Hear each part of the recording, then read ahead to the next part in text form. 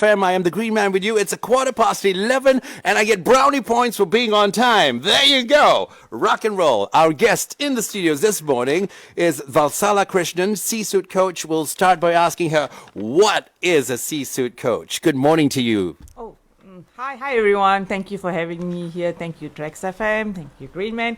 It's lovely to be on this show because this is a growing this is a very popular radio station. Thank you. And I love listening to it. So you have good taste. Yes. Thank you. You have good taste. This is the only radio that matters. Okay. I'm really happy to be here. What is C-suite? Anything that starts with C. Chief Executive Officer, Chief Financial Officer, whatever chief. Right. But basically it's the top management of a company. Right. And top management in the company are very important. You're the backbone of it. It's like the dad or the mom, it's like you set the whole tone, you set all the culture. If you are someone who empowers people, right, all your managers will empower people. So you'll go down, you'll trickle down the... Correct. So it's very, very important. So if you're somebody out there who doesn't know where his direction or her direction is, and then, everything's just going to fall apart for the rest of them. If you are a C-suite, yes. But usually when you're heading the organization, you've already gone through the experience. So you're already prepared to go up there. So yes. Right. What would you say is a good manager or a chief operating officer? What is good? What is a good one and what's a bad one? A good one is a good C-suite manager or a good any manager is someone who is who can understand their team. Right. Okay? Because in the end, an organization is not the building; it's the people. So right. There's many people. There's a saying that people say that it's the people is the asset of this organization. Mm-hmm. So if you can work well with the people, then you're a good. Right. You can bring out the best in each person. That's what you got to do, right? So you are out there helping them how to look for the best in their people and to bring that out, right? Many times C-suite managers are also human beings. Mm-hmm. So what I do with them is to manage their emotions. It's like we are human beings too. So you get to see, right. You get to see what happens to people, but at the same time you have to manage your biasness. You have to listen. You have to do this. So I help them manage their part, but they get to.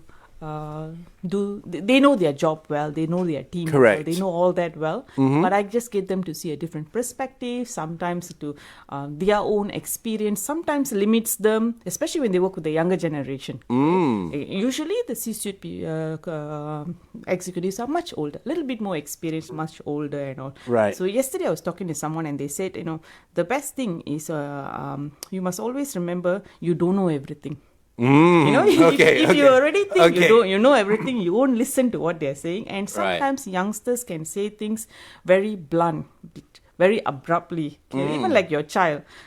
They say things, it looks also like a bit rude like that. Yeah, like if you want to know if your cooking really is good, you ask a young kid. They'll be very straightforward. I like it or I don't like it. It tastes horrible. And sometimes they will present their idea. They're very confident. You know they do not know this whole idea. They haven't thought it through, but they will say it with so much of confidence. Right. It can sound very rude and offensive and in your face. And then it's like for that C-suite person, he has to look at it and say, you know what, they just do not know how to say it. But let's listen to what they are saying, and maybe that might turn it around. So you can help that idea come to a reality, right? If you work with them. Very nice. So this kind of something very like nice. that. It's an example. Wow, there you go. So what makes you feel fantastic about when you have your courses? Right? And then you have all these people who are attending your course. At the end of it, what makes you feel fantastic? And when do you feel like as if like, I didn't get the message through to this person yet? I mean, how does that go about? The first one is when I feel in our very busy life, we forget to be human. We forget to be happy. We forget to connect to ourselves. We forget to tell people things in a loving, understanding manner. So a lot of times when people appreciate themselves and they also appreciate others and they are happy and they are empowered to do their job and they see things differently and suddenly they see things out of what their norm is, that's a very nice feeling for me. Right. Nice feeling for me. Right. When I know that it didn't sink in is when they go, But then I know that means it's not sinking in. So whatever I'm saying is either hitting a block, or they cannot understand what I'm saying from the current perspective. So then I've either wait until the time is right to bring this up again, or I'll have to find a different approach to get them to understand what I'm saying. It can't be that easy, right? I mean, a person in that position sometimes, and then having to talk to them, you've got all the best of all, not saying they're all bad, but you will come across the occasional, I know better than you. First of all, I'm not the employee. Right. So they are not my boss. And it's like, it's comfortable to talk to me. Okay, so it's like I'm their sounding board. So you're like a psychiatrist for them. they don't need psychiatrists. Yeah. They just need someone who is going to tell them this might work, this might not work, and why it won't work. But the decision is still theirs. Right. There was a hiring going on, and the VP of the region, she asked me, what do you think of this? So I told her, I feel this candidate doesn't have enough experience. Okay, so it's not the right candidate. Then she looked at me and she said, I agree with you, but I'm under pressure to hire somebody now. So I have to do the hire anyway. So she did the hire. 3 months later, it turned out not a good hire. Right. But it's like sometimes they just have to do the things that they need to do because of circumstances. No, that's horrible, being put in a position like that. That was actually horrible. That was one of a horrible example. Right. But at least they know what they're getting into. Right. Okay, come. Let's see now. Valsala Krishnan is our guest this morning, C-suite coach, and she's talking to us today about getting ready for your first job. And the first question here, the job market has changed a fair amount in the past 10 or so years. What are employers looking for in their candidates today compared to then? Okay, for the last 10 years, I've stepped out as a consultant, a C-suite coach, doing culture transformation. So I actually know what's in the head of this hiring managers at the top level as well as the medium managers as well. If you ask me what has changed, nothing has changed in their requirement. They want the same thing. They want candidates who can think, who can do the job, who can work independently, can make decisions, who have initiative, who drive that hasn't changed. That's right. What also hasn't changed is it's not easy to find this kind of people. Right. Okay, and when they are fresh graduates or they have no experience in working, they lack in confidence. Yes. They lack in confidence. That's very important. Your people skills is very important also, right? Super important. Okay. Yeah. If you don't have the experience to do the job, then what do you have? Yeah. You may have a degree. I mean, right now, a degree, all those are prerequisite. Everyone has it. Okay, so you need to have it. But what else do you have? Yeah. Okay, it's your communication skills, it's your confidence, but confidence cannot be faked. If you really look at an interview, there'll usually be two people. There'll be the HR person and the hiring manager. The HR person, which I used to be HR director, is there to assess your character. Right. To assess, are you telling the truth? Confidence comes with experience. So if you're a fresh graduate, you don't have the experience yet, but you can do internship. So be hardworking a bit lah. Right, correct. And then what about the overconfident ones, the ones that promise you all kinds of things? I can do this, no problem. You can also see through it. Right. You can also see through it because you'll ask a few questions. Have you done this? Have you done this? No, everything I've done. From their, you will know whether you are. They say bullshit. No, I don't know if I can use this on radio. No, but you can't. Yeah. Sorry. I'll take that back. That back. But you can't lie your way through. That's right. Because there's the other hiring manager as well. So the hiring manager will know: are you telling the truth, and you're not. And when I'm looking for candidates, what I look at is this person being truthful or not? Correct. Okay, for me, that's very important because can I rely on you? Are you going to tell me the truth? And many times, yes, managers want you to make the decision, but they also want you to come back to them when there's a problem. Okay, and if you do not know the organization in the beginning, you need to consult them. Correct. That autonomy to make decision is given with credibility, so you earn it. You don't go in there expect that, okay, since I'm this degree holder, this master's holder and all, I can do whatever I want. You can do whatever you want in time when you have earned it. Yes, and when you've proven yourself Yes, in a way. you have to prove yourself. Right? And it's very difficult, I'm sure. There will be all kinds of job seekers. There'll be the ones who are fresh from school, who have not seen the working world at all. Yes. And from school uniform, all of a sudden you're going out there and you're going to be mixing with a whole new different group of people.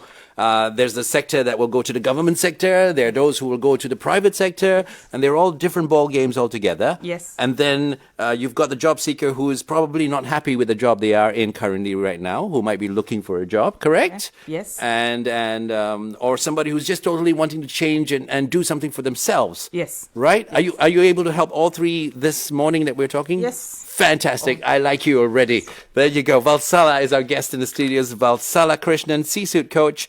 We'll be back in a few seconds from now. We'll be talking to her. And if you're somebody who's looking for that job or looking for that opportunity, this is it. Listen up, yeah? Guest is Valsala Krishnan, C-suite coach this morning. If you're looking for a job, I always have this saying in my head. This was left from my dad a long time ago. It's better to be prepared for an opportunity and not have one than to have an opportunity and not be prepared. Right? Yes, very. How important is that? Many people will say, I'm lucky to get this. No one's lucky. You have to prepare for it. Okay, you really...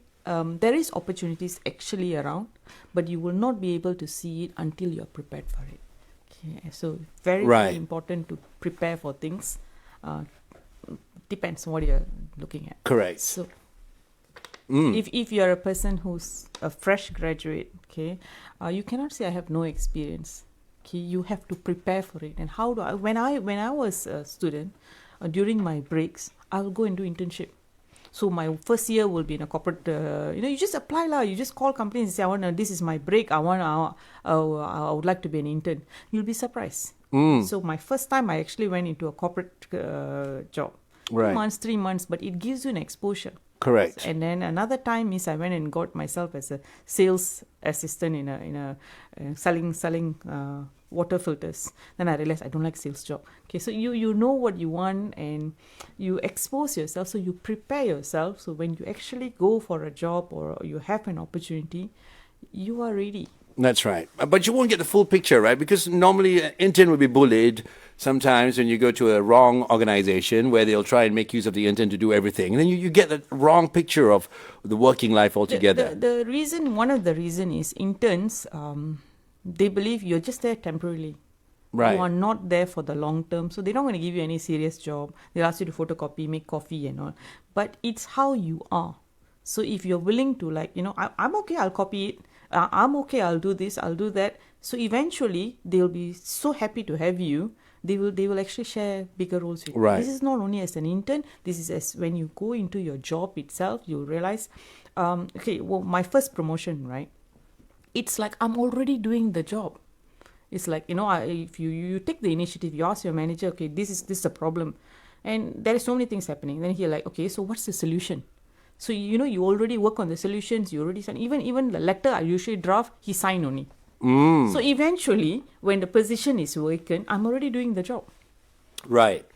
What's important is your problem-solving skills, right? What's important is your problem-solving skills, your ability to think, your ability to adapt to situations. Right. And And that's always willing to go the extra mile. I mean, you're not somebody who's going to I don't know, and then that's it. Yes. Right? Yes. So if you don't know, and if you take the initiative, somebody with initiative is very important, right? Very, very important. And sometimes there is also, for example, there's another time when I was still in my working role, right? And there was this MD who's like, everybody is so afraid of her, okay? And one day she called me and everybody was like, okay, she's calling you, okay? And I used to be in the finance department. So I'm doing the accounts for that. And she called me and she was very upset. She was angry. She scolded me, And I was like, I don't even know why she's scolding me. So after I listened for a while, then I actually asked her, what is the issue? You did? I asked her this, what is the issue? Then she said, the issue is this. The documents that she's having doesn't tie up. Then I said, I don't know why. Let me go and check this. So I went and checked it out. And then I came back, it doesn't tie up because this report takes this. This report is not including this amount. So no one is trying to cheat or take anything or Yes, anything. There's yes. no issue there actually. So I went back and showed her that, and she was like, "Oh, no one explained this to me before."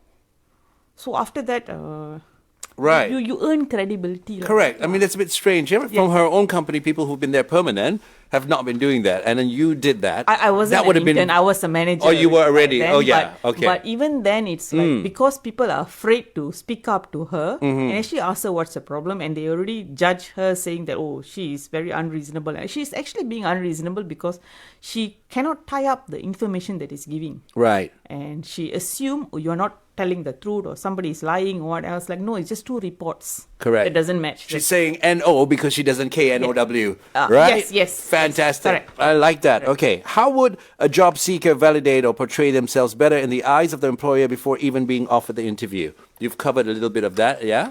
Would you like to continue over there?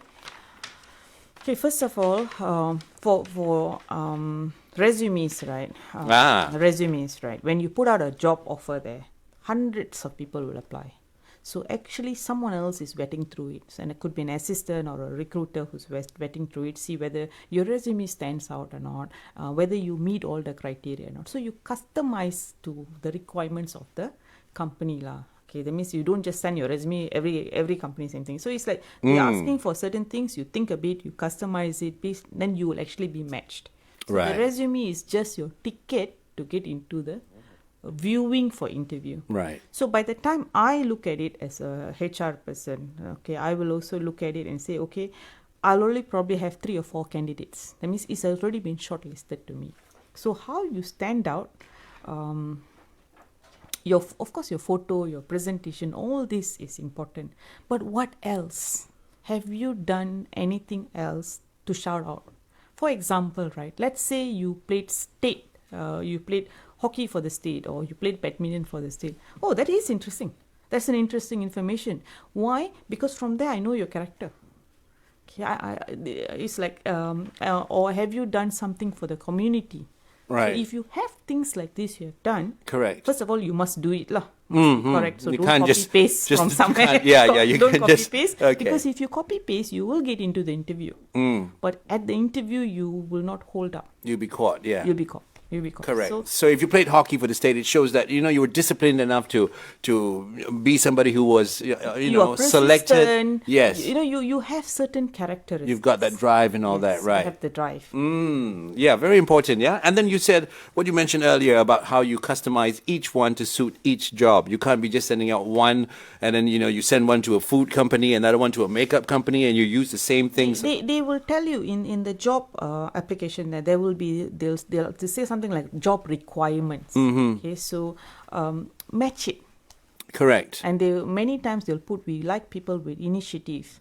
Yes. So show something in your resume that you have taken initiative. That you've done with, and you've done taken it. initiative Yes, to. yes. Right. Very important. Yeah. How important is a resume or CV to a hiring agency or company, and what are the key points that should be highlighted by the job seeker to allow themselves a better opportunity? That's your ticket in. So pay attention. Look at the differences that look exactly at what they want. They're just matching it actually. Okay? So make sure that you have all the information that they want there. Okay, another thing is, for example, okay, I take back my experience and I share it with my children. Okay, and people that I guide. So people that I guide, they stand out so well because they do things out there in the community. So like my children, my eldest girl is studying in Harvard, my second one is in University of Pennsylvania, okay? But they also have their own entrepreneurship.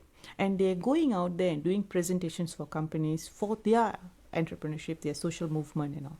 So when they're doing this, many times, almost all the time, when they finish their presentation and all, the head of the department there will say, anytime you would like, I know you have your own organization, but anytime you would want a job, do feel free to call me. Right. So you bypass this whole interview process. You bypass all this resume thing. By being outstanding. By being outstanding. Right? And these are big companies, big organizations, and hiring managers, and they have become your friends, even though you're a student. Correct. And a lot of times people forget, right? On Facebook and stuff, they would slam their previous employer. They would say all kinds of things, right? Don't ever do that. If I'm interviewing someone and the person says things like my boss is like this and all, straight away it's a no for me. Because if you saying this, chances are a part of it you're going to bring to this organization as well. That's right. Okay, so don't say things negatively about your boss. Correct. Or your current organization, because it reflects you. Correct. Watch your language, watch your anger, control. Yes. Yeah. Yes. I would be very, nervous about somebody who's out there rattling I'll be very concerned. Right. I will not hire this person into my organization simply because I hire for your character. Okay, so if you are not happy with a certain place, manage that first. Correct. Manage that first, and you okay. So I'll give you another example. There's someone who I was working with who said that, oh, my boss doesn't listen to me. My boss is there. I say, okay, fine. You find another job. Since you cannot work with this company, you cannot work with this boss, find another job. So, of course, he set his goal. He found another job. After you say, oh, my new boss, very good. Listen to everything I say. I say, okay, fine. After 6 months? After 6 months, really, after 6 Yes. months, they came back to me and say, this person is worse than my earlier job. Oh, there you go. Because you actually just creating the same circumstances wherever you go. So if you haven't learned how to manage the problem here, manage maybe the boss or the stakeholders or the your people in your team, you haven't learned here, you are just going to go and recreate this somewhere else. Correct. You must be honest with yourself, completely honest, right? Yes. Like we've watched some singing shows where they have this, people who come and they audition and then they're told that they can't sing. And, for all of us watching on TV as well, we say, oh my goodness, you dare try and go for an audition when you can't sing like that. Yeah. And then they're so adamant that they can sing and that the judges don't know anything, right? If they have that kind of attitude, that's going to be detrimental to them even in a job. It depends. In a positive way. Yeah. Okay, for example, if someone goes on stage there and they get criticized like that, it breaks them. Okay, so usually they'll never try singing again. Right. But if you're someone who says, no, I'm going to be a singer only, I have to be a singer only, and I have a daughter like that. That's right. Then I wish I met your daughter. Then you go and do vocal training, or you go and practice. What is he telling? Maybe you don't have the stage command. Maybe you don't have. It means maybe you go and work on it first. That's right. And then come back into the audition. Right. That would be also another thing to that could be. Yeah. But if you keep on saying that, I don't have opportunities in this country, I don't have this thing, then you just that reality for yourself. That's right. So important to make sure that. Very important is your own attitude towards something. Correct. How should a job seeker prepare themselves for the interview? What are some of the things that they should not do? And what are the examples that you've personally seen? Oh, this would be fun. Should not do not ever. Walking there, you look like my father. Or don't go and call them, good morning, auntie. Oh my goodness. You're gone. Yes, yeah. Don't do this kind of things. I mean, we as Asians are brought up to be respectful. So even my first interview, my first time when I took my offer letter, I said something like, "Thank you, uncle." Oh my goodness! Was like, but this was before the interview when I went to take my interview letter or something like that. And he said, "Don't ever do that in your interview or in your working life or in the working world. Learn how it's not disrespectful. Learn how to call people by their name. That's fine, right? And learn how to say things tactfully." So even if you don't like your current work environment, you don't like your boss, say things tactfully. Right. Okay. For example, instead of saying that my boss don't listen to my idea and all, you can say something like, the current job where I am is not so well suited for my ideas. So I'm looking for somewhere else where my ideas I can put forward. An organization that fits the way I think. empowers the young. So it's like, then they're like, oh, everybody thinks they empower the young. They'll be like, oh yes, we empower the young. So what is your idea? So you put it in a more positive manner, people are willing to listen. Right. And then they say the first 7 seconds of your impression, right? When you go inside an office, already it's very important. Yes. And in sales, when you're selling something or you're going to be talking to somebody who might be a prospective client, what you do is when you get inside the office over there, you look around and you see something like he plays golf, perhaps. And then he said, I see you're a golfer and hey, we play at the same course. I think that's... But this comes with a lot of practice. Correct. This comes with a lot of practice. So where do you draw the line? I mean, sometimes you might be in there, like if you're going for a job the first time, do you actually, when you're looking for a job, would you do that kind of thing as you would do as somebody who's doing sales? You can naturally carry it, yes. Right. Okay, but don't try to be a smart person, right? Smart Alec, and copy it, and then you will come out as fake. Correct. Okay? And they also know that's important. It's very important. So do what you can do. Right. So if you're not a someone, there are people who can. I also do this with sometimes meeting my clients. So I see their vision boards and all, and I say things that resonates with them. But this comes with many years of experience. Correct. Okay? So if you can do this, fine, do it. But if you're not this kind of person who cannot do it, if you're nervous, tell them you're nervous. Right. People just want people who are real. Honest and real. Honest, because in the interview is just few seconds of impression. Right. But if I take you into my organization, I have to live with you, I have to work with you. It's like, so I want someone who's real. Correct. So you're truthful, you tell things as it is. I'm okay. Right. I'm sorry, I was laughing. I recollected when you were talking about that, a friend of mine who went for an interview and he told the person, the boss, and he told the guy, he says, what? I see. Is that your mom? And it was his wife, so you don't do that, right? It's just, is that your mom in the picture and stuff like that, you see you. But you got to be very careful, right? You got to be very careful because you don't want people to take offense straight away. Right, unless you're going for a stand-up comedian job. Yes, that's a different rule. But again, most times people don't penalize you for things like for that. Yeah. So they if you tell them no, I'm sorry, okay, really, you don't want to start off with the wrong foot because correct. After that it rattles you. Your confidence is affected. Oh no, I've said the wrong thing and all. But if you can be truthful, right, you will find the organization that fits you. But make sure when you open your mouth, you're heard. Yeah. Start off with a good morning or something, or a good afternoon, practice. Or whatever it is. Practice. If you have not been for an interview, practice. Look in the mirror. Look in the mirror. Look at yourself and do it. But you can also talk to someone.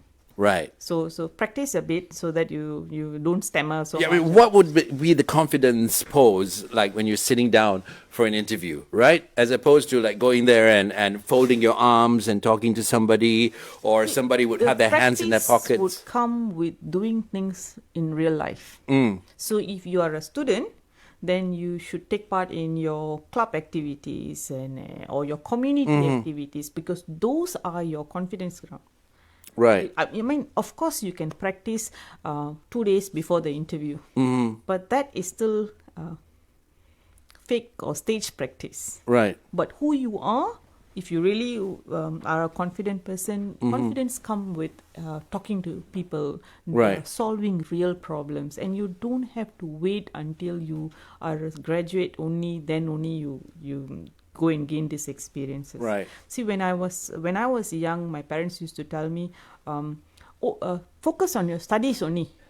Don't do anything else. Of course, I didn't listen completely to my parents. I did all the co-co activities, play hockey. I did everything because I was like... Co-co activities? Yes. I've never heard of that. Co-curriculum activities. Oh, okay. Sorry. From a student, it's not from a co-curriculum activities. Okay. You be prefect here, you be head of this and all, because it just gives you exposure. Right. But when I became a parent, I told my children, go do whatever you want at school. You want to be an entrepreneur, try it out, because all these will gain your it's valuable experiences. Right. Whether you're an outgoing person, and depending on your job, if you're somebody who's doing sales, we definitely need somebody who is outgoing and.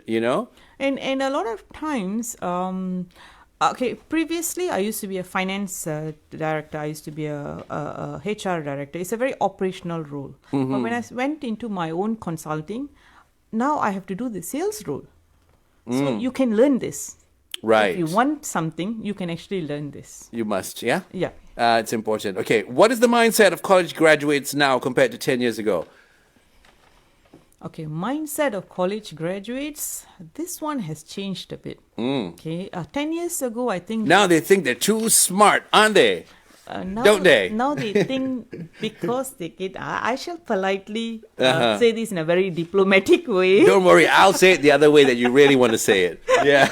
You fellas think you're so smart. Because sometimes, two things that has changed. One is they think by doing this degree or they doing this masters, they have already achieved things. But actually they haven't experienced and put it into practice yet. Number one. Number two is what I've noticed is this thing we call gifted child syndrome. Gifted child syndrome. Okay, so parents nowadays have 1-2 kids. And they come from families, maybe their parents were not so encouraging. So they want to give full encouragement to their children and say, you know what, you look beautiful, you are amazing, which is good. Okay. But when you overdo it, this child thinks this child is a special person. Right. You spoilt it for them, I mean, Yes. in the sense, Yes. yeah. And then Yeah. when they go out to the job market and they realize, no, I don't know how to do things. I see this with a lot of youngsters, a lot of Gen Ys. Okay, they will come back and tell me, Valsala, my boss not teaching me well. He's not giving me on the job training. They promise on the job training. They say no on job training, so I'm going to quit this job. And I'm like, your employer is not hiring you to train you. Okay, and they've already been in the job for a while. So I'm like, you have to learn. That's this right. is not school. They want you to get the job done. They want you to guide them exactly how to do the job. That's not going to happen. Right. Because they're hiring you to think, to do the job. Right. Okay? If you need training, you go find it. This is the thing that I see different from 10 years ago and now. 10 years ago, it's like, I go into the job, I figure out how to do this job. Now I go into the job, you tell me how to do this, I'll do it exactly like that. So it's very... The employees want to be spoon-fed. Right. So you don't want to have that kind of mindset, yeah? You should not. Why would I want that? Correct. If you are going to be like that, I might as well in future employ an AI. I'll just give all the parameters, they just follow that. Yeah, correct. Okay, but they employ you to think, to be creative, to adapt, to come out with better ways of doing things. That's very important. Okay, but of course I also have Gen Ys who say, I come out with better ways of doing things, my bosses don't listen. Of course, the bosses don't listen, you never tell them properly. Right. Or you just tell them an idea, but you haven't backed it up with evidence. Correct. And listening is very important. It's more important than talking. When you're the boss, yes. When you are the... You have 2 ears and one mouth. Yes. Right. Okay, so if the boss is saying no, right? Yes. Why is he saying no? So if you listen and without getting upset with him and say, oh, he doesn't listen all the time. If you really listen, why is he saying no? Could be previous experience has told him this doesn't work. Right. So you do some research and show why that experience is different from this, why you should try again. And as you earn credibility, that means other things he asks you to do, you do that properly, he will listen to this. Right. What's your advice to job seekers now? Job seekers now? Yeah. I think one of the things the pandemic has showed for people is they want work-life balance. Okay, job seekers have seen this. There was a survey done by LinkedIn that shows that 80% of Gen Zs within a year quit their job. There was an increase compared to the previous years. 50% of millennials were doing that. So one of the things for job seekers they can see is they are quick to change jobs, saying that this organization don't fit me or that organization don't fit me. Why not learn to fit there first and then change things as you go along? Right. Once you've totally done everything you can and you've done it in the right way, then you will either gain the experience enough to move on to another job or things will change around here. right. So That's important, yeah, make things work. right? Okay? And if you want work-life balance, then if you give the impression, okay, 10 years ago, I used to be able to work from home because my bosses were like, okay, fine now, whatever time you want to work, you get the job done. Okay, and if you cannot do things, this is another thing I see with a lot of people. They cannot do things. They will say, okay, And then they don't do it, and then that looks It bad gets on dumped onto somebody else. last Perhaps, thing, no yeah. one likes to get Yeah. things dumped onto them. So Right. it's like communicate, go back and say, no, the deadline is too tight. I cannot do this. And I need help. Go with solutions as well. So get the job done, but be practical. Communicate back to your bosses, and also when you do this, you build a strong team both ways. Fantastic. Yeah. Valsala, I know people who should be working from home and stay home after that. Not come to work because they do the exact thing. They do nothing at home and they do nothing at work. So I'm kidding. Okay. Valsala Krishnan is our C-suite coach this morning. She's talking to us about getting ready for your first job. And we wish you all the best when you go for your first job. And remember all the tips that she's given you this morning. Many of them will come in very handy. They're very important. And we appreciate you coming to talk to us about that today. And on behalf of everybody here at Trax, thank you so much. And we hope to see you soon again. And if I need a job next time in someplace else, would you hire me? Thank you very much. Would you hire me? Yes, I would. I would. Right? I would, because you're funny See. and having a sense of humor is so important. So important Yes. in today's world, even, Yes, yes. right? Otherwise, you just get too stressed. Correct. And you stress everyone else. So Lovely. if you're funny and you can manage the situations, of course. Right. I can manage any situation. Which button do I press now, KG? Okay. You take care. Thank you for being here. Thank you very much for having me.